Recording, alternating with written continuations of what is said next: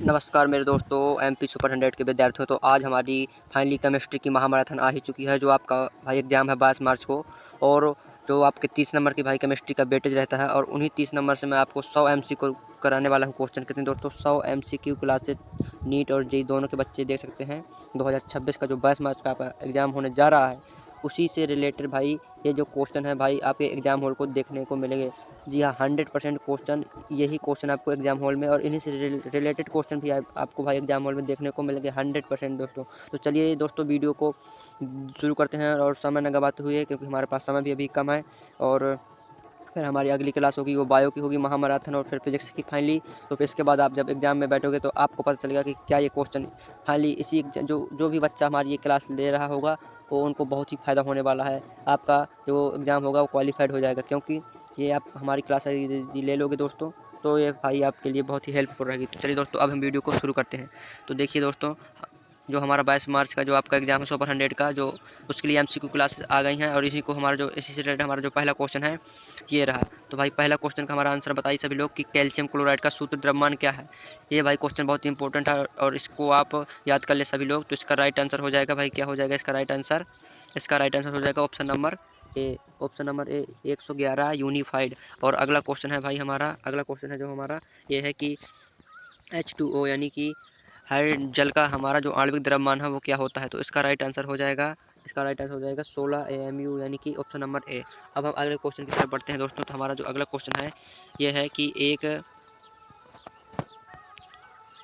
एक आवागाद्रो का मान होता है भाई। तो एक आवागाद्रो का मान, यानी कि एक आवागाद्रो बराबर होता है 1 मोल, और 1 मोल का जो मान होता है दोस्तों वो कितना होता है? तो दोस्तों आपको पता होगा कि जो 1 मोल का मान होता है वो होता है 6.022 इंटू 10 की पावर 23 प्रति मोल होता है। तो इसका राइट आंसर हो जाएगा ऑप्शन नंबर डी। अब हम बढ़ते हैं दोस्तों अगले क्वेश्चन की तरफ। तो जो हमारा अगला क्वेश्चन है ये रहा भाई। अगला क्वेश्चन बहुत ही महत्वपूर्ण क्वेश्चन है, और इस क्वेश्चन को आप प्लीज़ सभी लोग सॉल्व कर रहे हैं और हल करें। तो इसका राइट आंसर क्या होगा दोस्तों? तो नाइट्रिक अम्ल का HNO3 का जो आणविक द्रव्यमान पूछा है, तो इसका जो आणविक द्रव्यमान हो जाएगा वो हो जाएगा 63 AMU, और इसका राइट आंसर है option number A.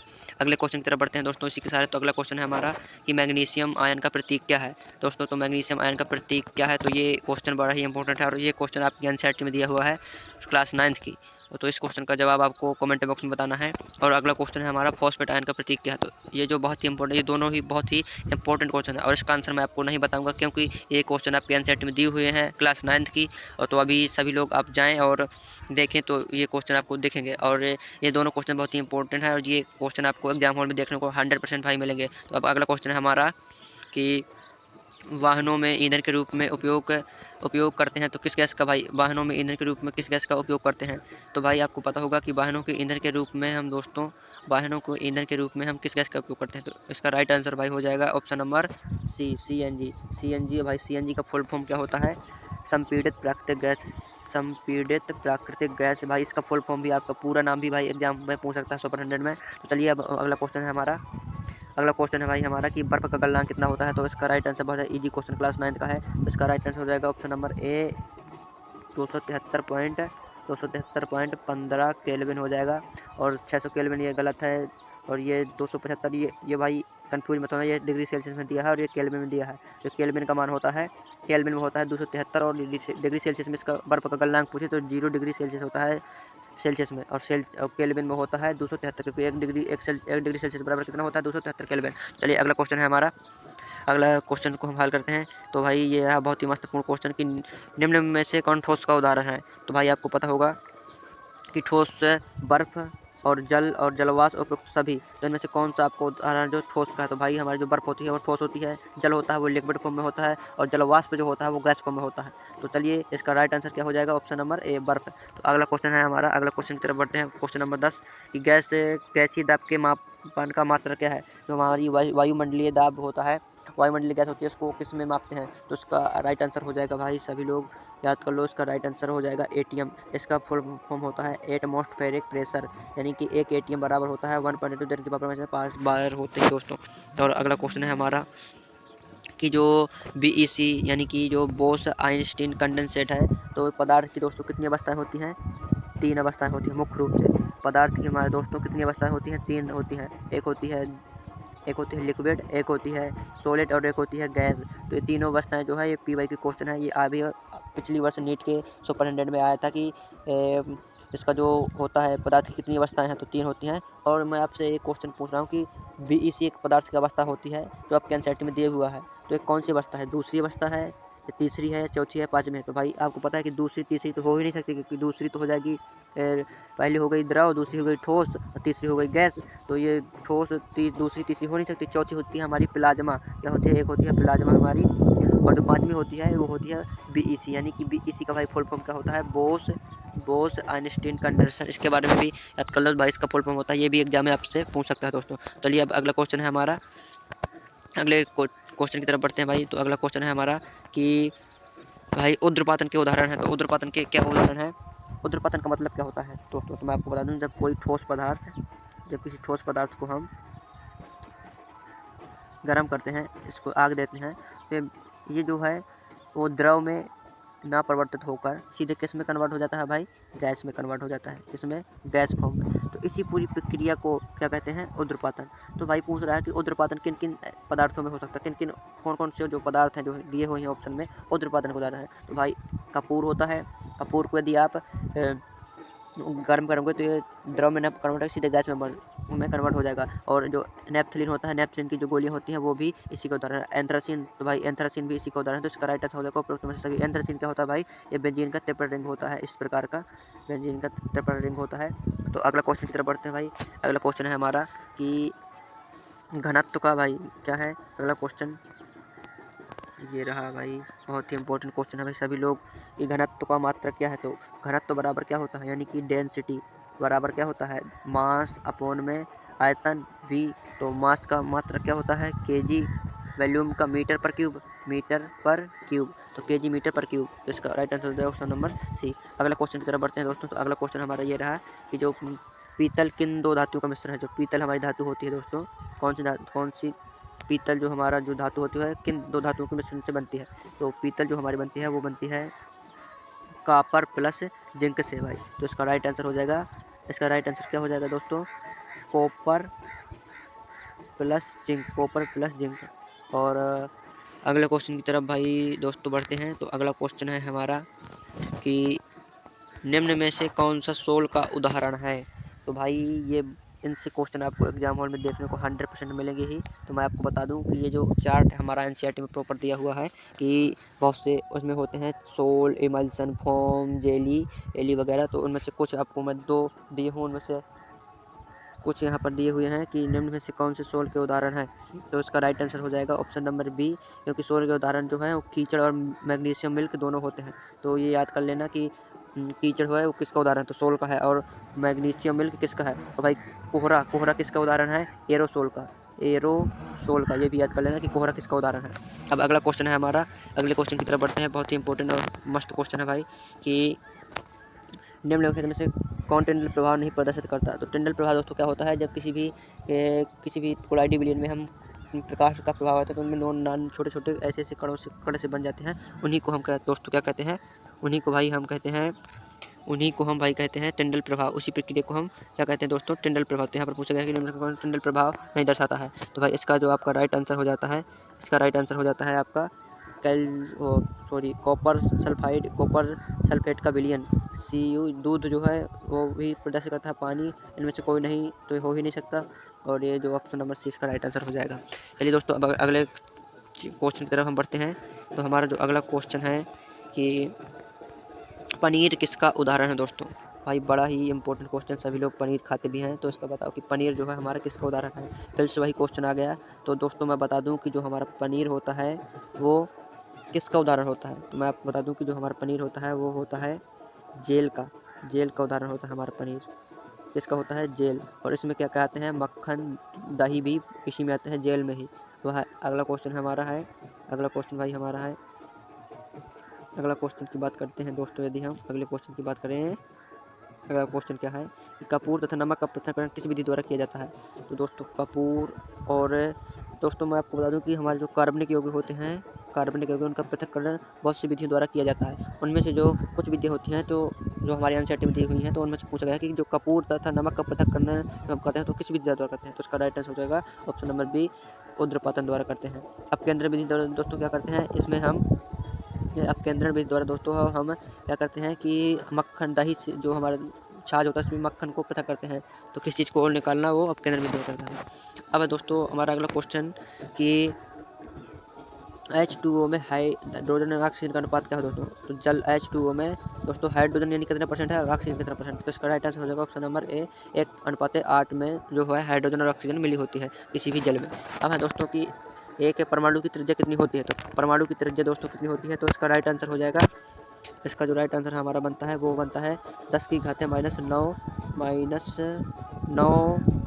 Nanometre. 10⁻⁹ metre, -9 का मतलब होता है नैनोमीटर, और परमाणु की त्रिज्या हम किस में मापते हैं, नैनोमीटर में। ये पी वाई का क्वेश्चन दोस्तों, इसको याद कर लेना भाई, बहुत ही इंपॉर्टेंट क्वेश्चन है। तो चलिए अगला क्वेश्चन है हमारा कि डाल्टन के, यह रहा दोस्तों अगला क्वेश्चन हमारा कि डाल्टन के अनुसार यह किस तत्व का प्रतीक है।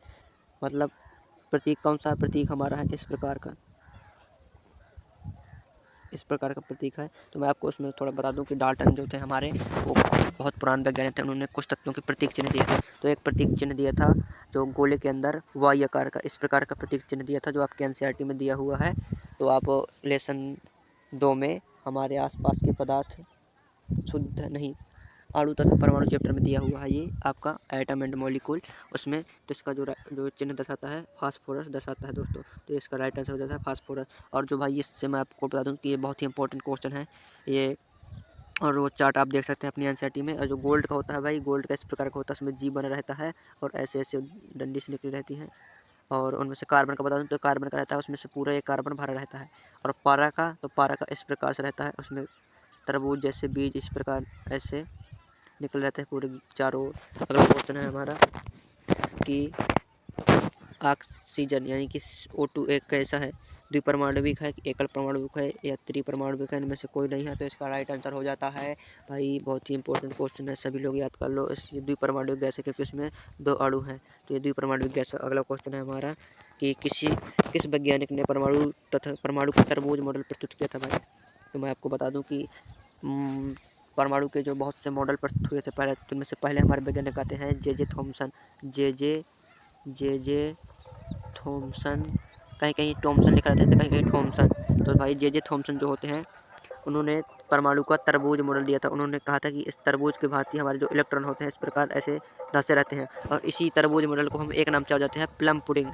क्या दोस्तों, प्लम पुडिंग मॉडल यही है। तो अगला क्वेश्चन है दोस्तों हमारा, अगला क्वेश्चन की तरफ बढ़ते हैं। ये बहुत ही इंपॉर्टेंट क्वेश्चन है कि कैनाल रे की खोज किस वर्ष हुई थी। कैनाल रे की यानी जो कैनाल किरणें होती हैं उनकी खोज किसने की थी। तो भाई कैनाल किरणों की खोज की थी गोल्ड स्टीन वैज्ञानिक ने। तो भाई कब की थी, यहाँ पर सन इंपॉर्टेंट हो जाता है, तो 1886 में की थी। अगला क्वेश्चन है हमारा क्वेश्चन नंबर 5 कि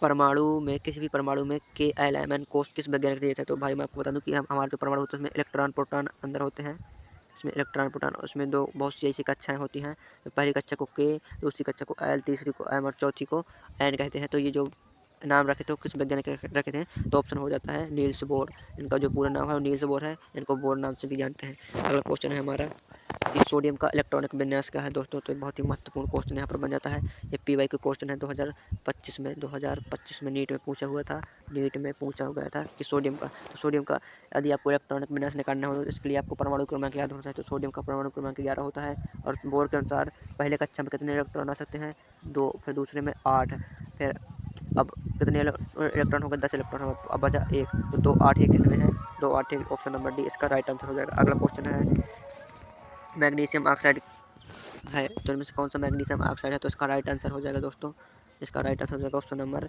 ए, MgO जो है मैग्नीशियम ऑक्साइड का सही सूत्र होता है।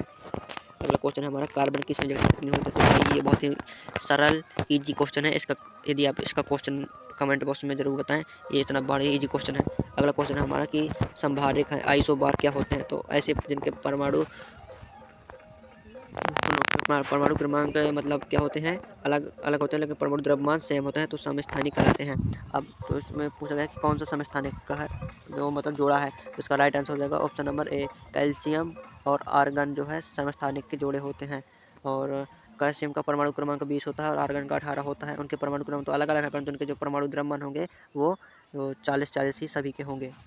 और अगला क्वेश्चन है हमारा कि परमाणु द्रव्यमान बराबर है। तो मैं आपको बता दूं कि कोई भी परमाणु होता है उसके अंदर क्या होते हैं, न्यूट्रॉन प्रोटॉन।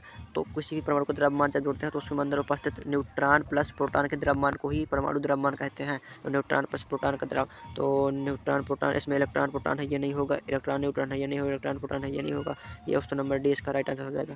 अगला क्वेश्चन है भाई हमारा कि ठोस बर्फ भाई ठोस बर्फ है, तो ठोस बर्फ को किसको कहते हैं, तो शुद्ध बर्फ क्या है, तो शुद्ध बर्फ को हम शुष्क बर्फ को हम ठोस कार्बन डाइऑक्साइड के नाम से जानते हैं। तो भाई मैंने पहले इसका जवाब दे दिया था, ठोस कार्बन डाइऑक्साइड, इसका राइट आंसर ए हो जाएगा। अगला क्वेश्चन है निम्न से कौन सा भौतिक परिवर्तन नहीं है। भौतिक परिवर्तन दोस्तों क्या होते हैं, जो हमारे द्वारा होते हैं और जिनको पुनः अपनी मूल अवस्था में लिया जाता था। और एक होता है रासायनिक परिवर्तन। और रासायनिक परिवर्तन क्या होते हैं, जो अपने आप होते हैं और जिन्हें अपनी मूल अवस्था में नहीं लिया जा सकता। तो भाई खौलते पानी से जलवाष्प बना, तो जलवाष्प को भाई दोबारा से हम जल में कन्वर्ट कर सकते हैं। बर्फ़ का पिघलना, बर्फ़ को हम दोबारा से भी जब बर्फ़ बना सकते हैं। नमक का पानी में घुलना, तो नमक को हम पानी से पृथक कर सकते हैं आसवन के द्वारा। और एलपीजी की जो दहन है, जो हमारे सिलेंडर में होती है वो यूज होती है, तो एक बार दोबारा नहीं आ सकती। इसका राइट आंसर हो जाएगा ऑप्शन नंबर डी, एलपीजी का दहन। अगला क्वेश्चन है हमारा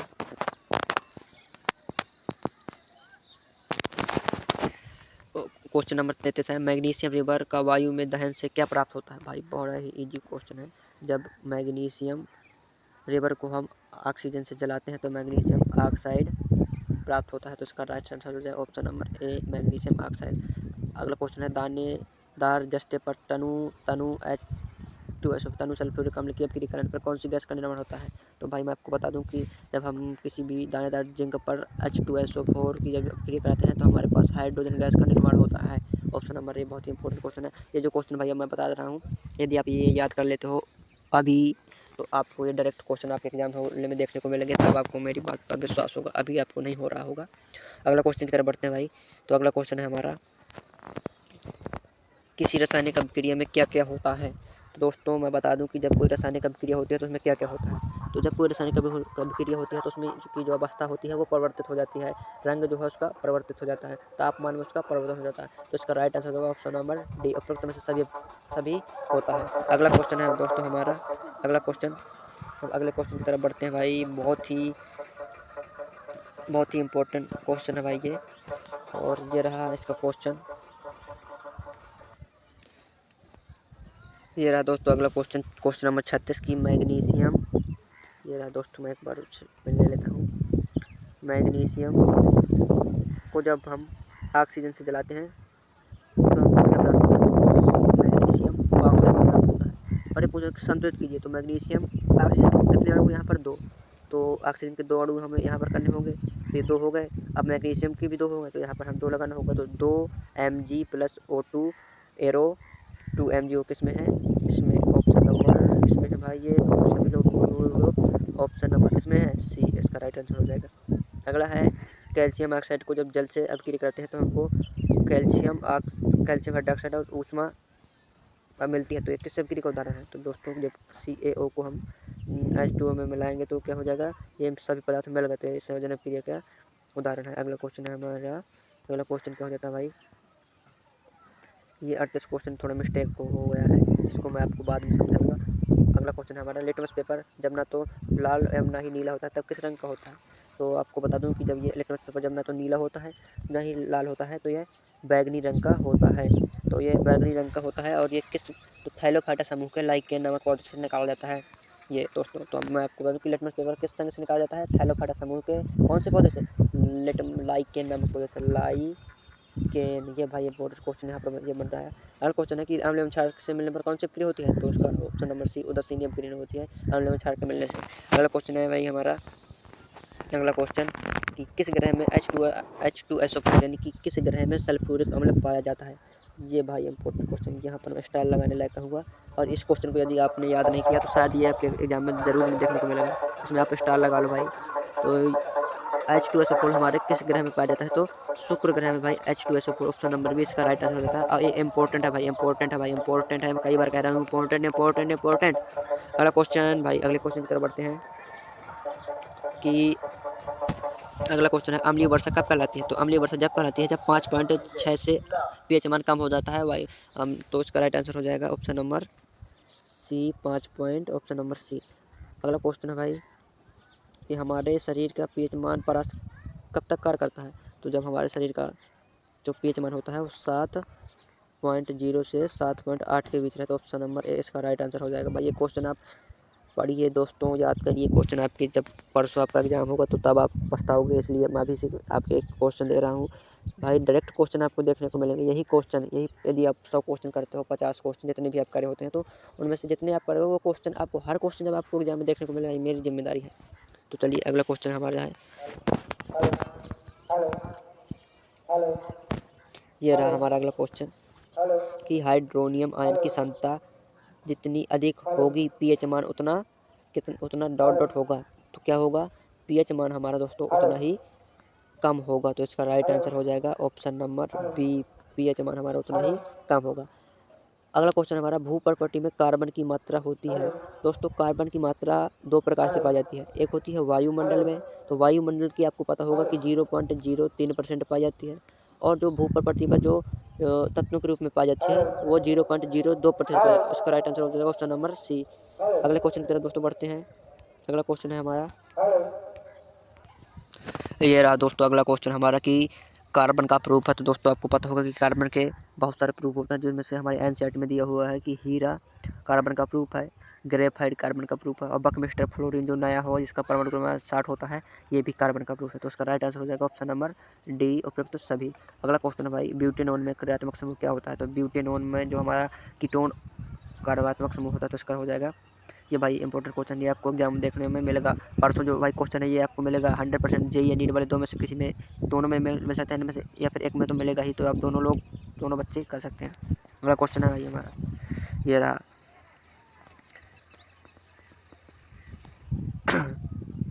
बेंजीन का सूत्र। भाई बड़ा ही इम्पोर्टेंट क्वेश्चन, कई बार एग्जाम में पूछा गया 100% में, इस बार पूछने के बहुत ही ज़्यादा चांसेस, 100%, बहुत ही ज़्यादा क्या 100% चांसेस है।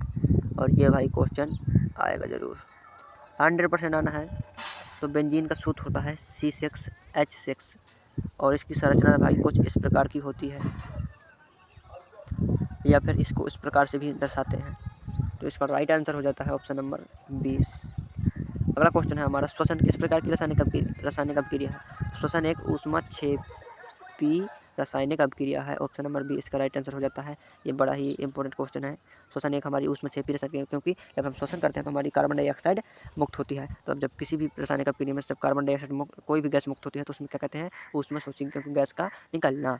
तो ये हो जाता है ऑप्शन नंबर बी, ऊष्माक्षेपी। अगला क्वेश्चन है हमारा,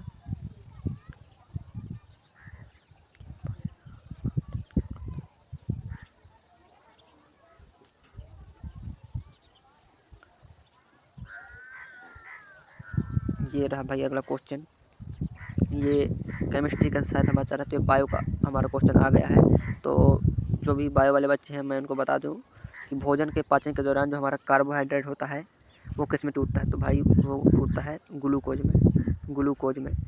और अमीनो अम्ल, तो ये प्रोटीन जो होता है वो अमीनो अम्ल में टूटता है। फैटी एसिड किस में टूटता है?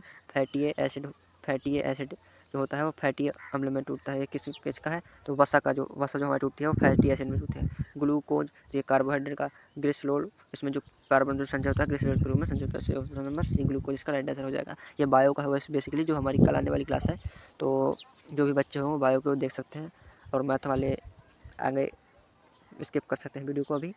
अगला क्वेश्चन है कि लोहे पर जंग लगना किसका उदाहरण है? अब चयन अभिक्रिया का, उपचयन अभिक्रिया, संयोजन अभिक्रिया या वियोजन अभिक्रिया का। तो दोस्तों पता है कि आपको जब किसी भी पदार्थ में ऑक्सीजन का जुड़ना उपचयन होता है, ऑक्सीजन का जुड़ना क्या होता है? उपचयन होता है। तो लोहे पर ऑक्सीजन ऑप्शन नंबर बी, उसका क्या होता है? ऑक्सीडेशन होता है। ऑप्शन नंबर बी इसका राइट आंसर।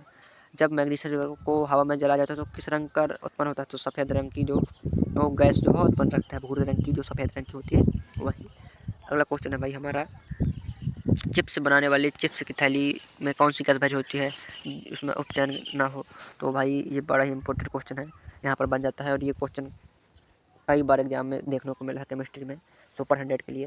तो जो भी बच्चे एग्ज़ाम देने जा रहे हैं तो ये क्वेश्चन को मत भुलाना। ये क्वेश्चन कल आप परसों आपको देखने को मिलेगा। तो इसका जो राइट आंसर हो जाएगा ऑप्शन नंबर डी हो जाएगा, नाइट्रोजन गैस भरी होती है। चूने के पत्थर का रासायनिक सूत्र क्या होता है? तो चूने के पत्थर का जो रासायनिक सूत्र होता है CaCO3 होता है, कैल्शियम कार्बोनेट।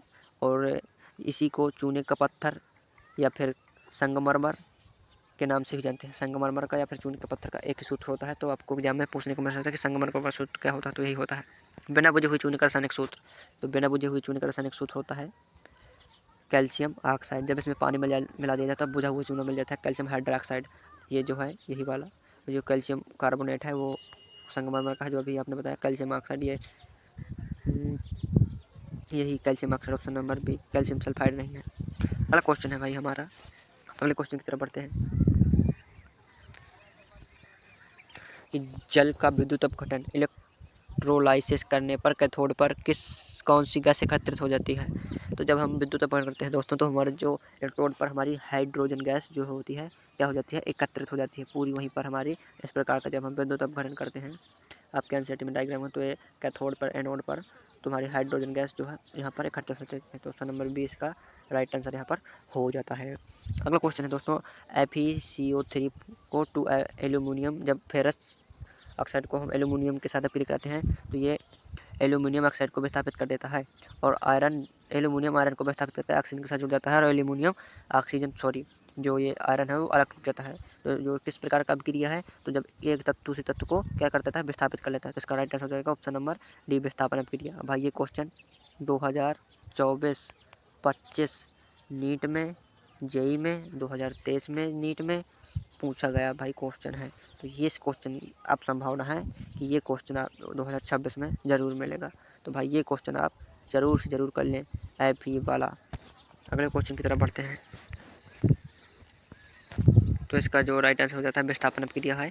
अगला क्वेश्चन है भाई हमारा कि सिल्वर क्लोराइड को सूर्य के प्रकाश में रखने पर किस रंग का हो जाता है? तो भूसर यानी भूरा कलर का ये हो जाता है। तो इसका राइट आंसर हो जाएगा ऑप्शन नंबर सी, भूरा कलर।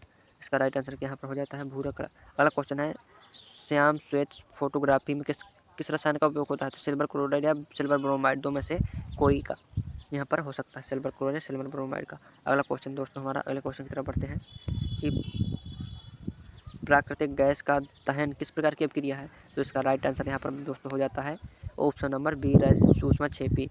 दोस्तों मैं आपको थोड़ा जल्दी करा रहा हूँ क्योंकि आपको क्वेश्चन बस याद करने हैं और यही क्वेश्चन आपको डायरेक्ट देखने को मिले हैं, इसलिए मैं थोड़ा आपको स्पीड जल्दी करा रहा हूँ। क्योंकि यहाँ की अभी फ़ोन हमारे यहाँ लाइट नहीं है, काफ़ी दिन से हमारा फ़ोन भी क्या है स्विच ऑफ होने वाला है। देखिए 7% बैटरी है, ये देखिए दोस्तों 7% बैटरी बची है।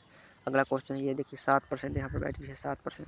अगला क्वेश्चन हमारा है कि विस्थापन अभिक्रिया में अवक्षेप का निर्माण होता है, उसे क्या कहते हैं? उसे अवक्षेपण अभिक्रिया कहते हैं, ऑप्शन नंबर सी। क्योंकि क्वेश्चन आपको इम्पोर्टेंट है, ना कि अभी फैक्ट, क्योंकि फैक्ट हमने क्लास पर कर लिया था। अगला क्वेश्चन है हमारा कि सोडियम सल्फाइड बेरिलियम क्लोराइड से अभिक्रिया करके क्या बनाता है, किस प्रकार का? तो इसका राइट आंसर हो जाता है ऑप्शन नंबर बी, विस्थापन अभिक्रिया। यहाँ पर राइट आंसर करेक्ट हो जाता है। और विस्थापन अभिक्रिया तेल व वसा उत्पादन लंबे समय पर विकृत करती है, तो उनका क्या होता है दोस्तों?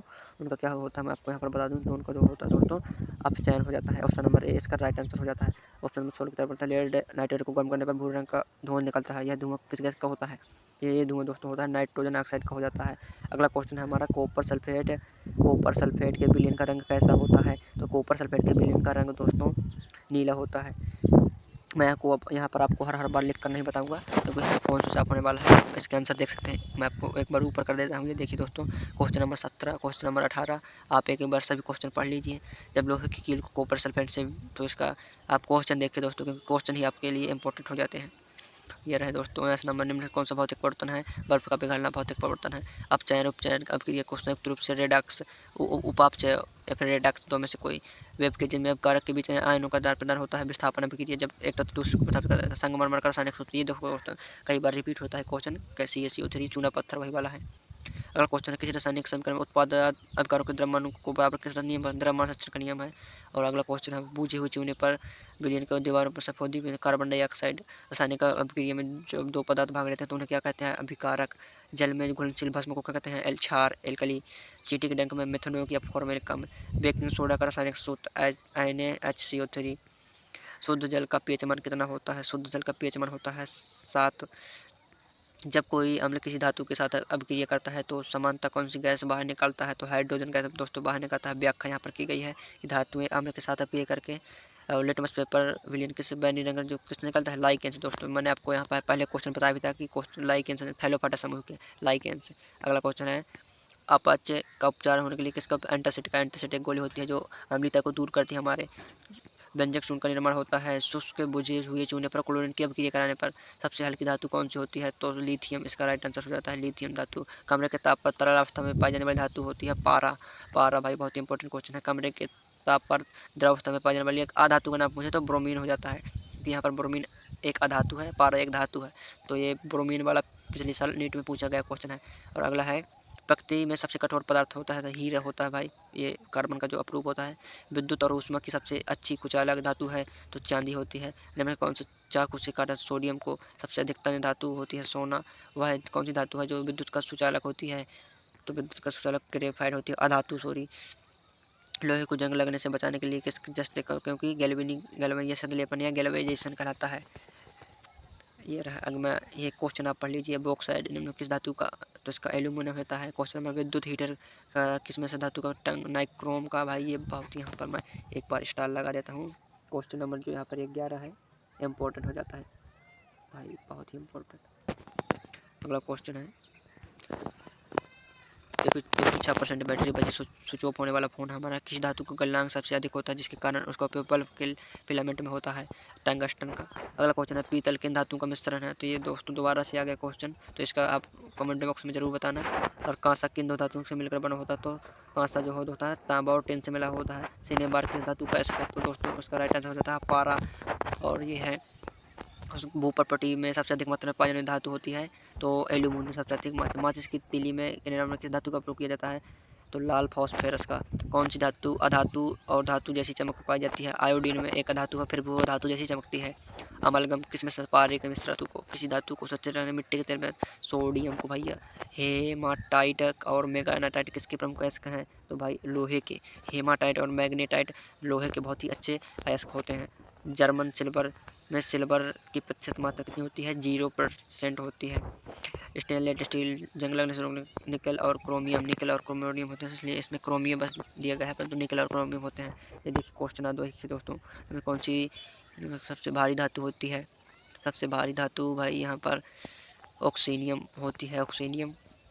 फ्यूज तार बनाने के लिए किस, तो भाई मैंने आपको बताया था कि फ्यूज तार C17 में कौन सा कार्बन का प्रूफ है, उपरोक्त सभी भाई ही। ये भाई बहुत ही इंपॉर्टेंट कार्बन की आवश्यकता, ये भी इजी है। लेड पेंसिल में क्या होता है, ग्रेफाइट भाई। और ये किस प्रकार को मार्स, मीथेन को भाई मार्स गैस के नाम से जाता है। कार्बन के परमाणु श्रृंखला क्षमता एल्केन का भाई ऑप्शन नंबर भी हो जाता है इसका CnH2n+2। कांच को काटने में हीरा का उपयोग। बायोगैस और CNG का प्रमुख घटक क्या है, मीथेन है भाई। एल्कोहल का प्राकृतिक समूह OH या ऑप्शन नंबर सी यहाँ पर हो जाता है। सिरके में मुख्य रूप से कौन सा अम्ल पाया जाता है, सिरके में भाई एसिटिक अम्ल पाया जाता है, एसिटिक अम्ल। बकमीटर फ्लोरीन किसका प्रूफ है, कार्बन का। कार्बन यौगिक में कार्बन परमाणु के बीच कौन सा बंध पाया जाता है, सह संयोजक बंध। CH3CH2OH का आयुपेशी नाम, एथिल एल्कोहल, एथेनॉल। तो एथिल एल्कोहल को ही एथेनॉल कहते हैं। एल्कीन का समान सूत्र CnH2n। प्रकृति में ज्ञात सबसे कठोर पदार्थ कौन सा है, हीरा। भाई आप क्वेश्चन देखते देखिए क्योंकि मेरा फोन स्विच ऑफ है, मजबूरी समझना भाई, इसलिए मैं आपको कह रहा हूँ, वरना सब क्वेश्चन मैं आपको टिक लगा के बताता। पर आप क्वेश्चन देखिए, वही क्वेश्चन आप याद कर लीजिए दोस्तों। यहाँ पर उत्तर भी दिए हुए हैं, ऑप्शन ग्रेफाइट। और ये है, मृत वनस्पति के धीमे प्रक्रम को कोयले को क्या कहते हैं, तो इसका कार्बनीकरण। ऑक्सीजन की पर्याप्त मात्रा में कार्बन को जलाने पर विषैली गैस बनती है, कार्बन मोनोऑक्साइड। बेंजीन के एक अणु में कार्बन की परमाणु कितनी 6 होती है दोस्तों। साबुनीकरण प्रक्रिया का उपयोग क्या बनाने में किया जाता है, साबुन बनाने में किया जाता है। ये दोस्तों हमारे 100 MCQ क्वेश्चन हुए हैं। यदि दोस्तों क्लास पसंद आई हो तो वीडियो को लाइक करें। यदि चैनल में नए हो तो चैनल को सब्सक्राइब करें, ताकि सुपर 100 से रिलेटेड अगला कोई हमारे जो MCQ क्लास आने वाली है उसके लिए आपको तुरंत नोटिफिकेशन पहुंच सके दोस्तों। तो चलिए दोस्तों, अब हम मिलते हैं अगली क्लास में। यदि वीडियो पसंद आए तो वीडियो को लाइक करके ना जरूर करें। ये क्वेश्चन जितने भी मैंने आपको यहाँ पर बताए हैं ये दोस्तों, ये सभी क्वेश्चन भाई, सभी क्वेश्चन आप याद कर लेना भाई। एक एक बार दोबारा वीडियो ये देखिए दोस्तों, मैं ये क्वेश्चन आप याद कर, क्वेश्चन भाई इंपॉर्टेंट है, क्योंकि ये क्वेश्चन भाई आपको एग्जाम हॉल में डायरेक्ट देखना। जो भी बच्चा ये क्लास ले रहा है भाई, उसकी तो बल्ले बल्ले हो जाएगी एग्जाम में। केमिस्ट्री में 30 में 30 उसी के हैं। यदि जो बच्चा फिजिक्स और बायो की भी देगा, फिजिक्स बायो में भी 30 में 30 और 40 नंबर लाएगा पूरे में पूरे 100 ऑफ द 100। और जो क्वेश्चन भाई आप ये रहे भाई, पूरे क्वेश्चन मैंने करा दिए हैं, क्योंकि मेरा फ़ोन स्विच ऑफ हो रहा है भाई, आपको बता दूँगी, इसलिए मैंने आपको जो क्वेश्चन लास्ट के हैं उसमें टिक नहीं मारे। और ये भाई हमारी क्लास इसी के समाप्त होती है। तो चलिए दोस्तों, अब हम मिलते हैं अगली क्लास में, तब तक के लिए धन्यवाद।